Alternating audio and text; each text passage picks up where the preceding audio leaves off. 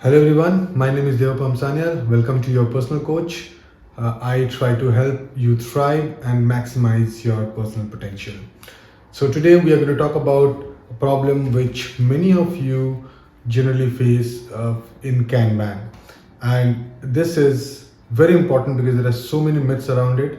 There are so many problems around it. There are so many commentary about it. Problem is, does the tickets needs to be of same size in Kanban? Now, if you go and try read and talk to people, the most common opinion about it is that the size should be same. There should be same sizing for Kanban tickets.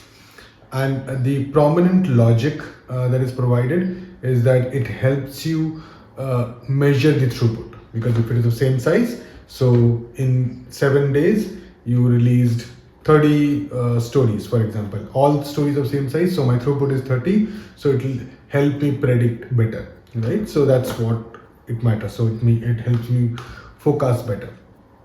And to be very honest with you, I have practiced that as well. I have bought that logic as well, and I initially I even did that. I said, okay, yeah, size matters. Let's try to break the stories and try to make it of equal sizing.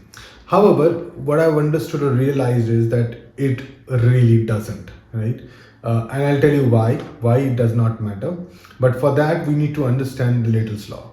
The Little's law, on which the system is based on, right? So let's try to understand from the top, and then we'll come why it does not matter, or how it matters, or what can we do to ensure that we are following the right process, right? So let's begin. The first thing is about Little's law. What is Little's law? So I'm trying to summarize here in a layman language. Little's law is when on average, if you have more work, if you're doing more work at any given point of time, then on average it will take you longer to finish those work, right? So that means if you have you are working more, so you have a higher work in progress limit, then the average time taken to complete those tasks will be more and throughput will be more, right? The duration, the cycle time will be longer, right? Now, that's what the Little's law says. Now, what happens after that?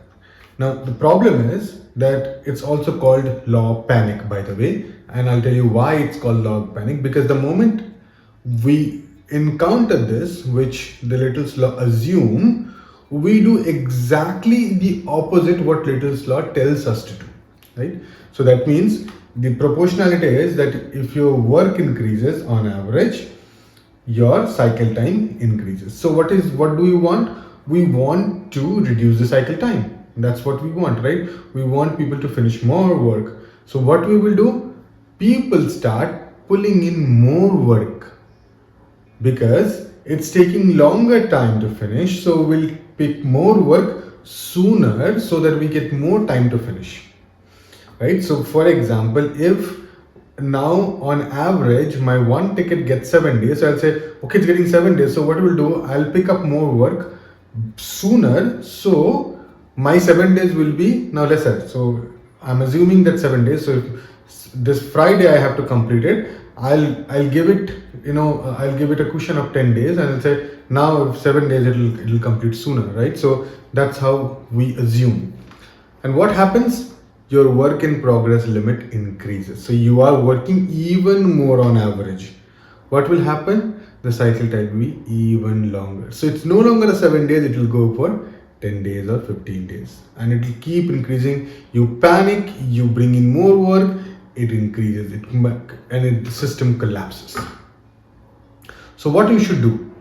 Now it's very simple. The moment you see it's going beyond your control, you need to limit the work in progress limit. That means you need to reduce the amount of work that you are doing on average at any given point of time. So there's a famous line in Kanban that stop, starting, start, finishing. So you have to clear your backlog, right? The moment you start clearing your backlog, the moment you stop starting and start finishing, what will happen? Your average work at any point of given of time will be reduced. And when that reduces, what happens? your cycle time gets reduced. So you can work, your cycle time reduces, you can finish things more, in a convenient way in a lesser time. Similar even in our personal life. If you are working on too many items or too many things, nothing will be completed within given point of time. The more you bring into your work, the more delayed everything gets. So what happens? We stop saying, okay, let's not do this, and start focusing on what we have. Finish those, and then we'll pick things up. Right? So that's what the Little's law is. Now, that is how the law of panic works. So if we have to stop the chain, we have to break the chain of events and reduce the work in progress limit. If you have seen the entire conversation, you would realize one thing. I have been talking about the average of work, average cycle time, everything was average, right? Now, to the core of the thing that we were discussing, does the ticket size matter? What will happen if we have different ticket size? Now, on this context, the first thing would be the ticket size. If it is a larger ticket, longer ticket, which takes longer time, what will happen? It will increase the lead time of that ticket, right? That's true. There is no doubt about it. But you are still talking about the average cycle time. You're still talking about the average work that you have, which will not impact the Little's law. Right? So what people do is they focus on that ticket size, they focus on ticket, and they'll say, oh, we need to reduce the size, and make it same sizing. But you are not reducing average amount of work, right? So the size, you are focusing on the size but not on the average, the volume of the work, right? And then by that, you are actually violating Little's law. You are not doing any service to your overall system, right? So what is happening here is, if you're focusing too much on the size, you are not really focusing on the the average amount of work you are doing. So what needs to be done? Simple. Again, focus on the work that you're doing. Second thing is, sizing matters, but right sizing, not same sizing. Right? You need to size the stories or tickets rightly. I mean, whatever it is, it needs to be sized. It needs to be sized properly, right? But it does not mandate you to size it similarly, because of the law of average. So one might be a bit bigger, one might be smaller, another might be a bit bigger, another might be a bit smaller, because of the law of average, which needs to be kept in mind. Now, keeping that in mind, remember that does not really mean that you need not to bring your tickets smaller. You need not to break your stories or break your tickets down. It has to be done. But as I said, it has to be done in order to make those tickets meaningful. Right sizing is important, but not same sizing. Right? So having said that, again, now you would say, what happens to the throughput in that case? Your throughput is again an average. It's not the based on the individual stories. It's based on average. So on average, this is what we deliver, right? So even then, it does not really impact your throughput. So that's what you have to keep in mind, that you are dealing in Kanban average. Remember one thing, it's the Little's law or Kanban or anything that we do, the predictability, right?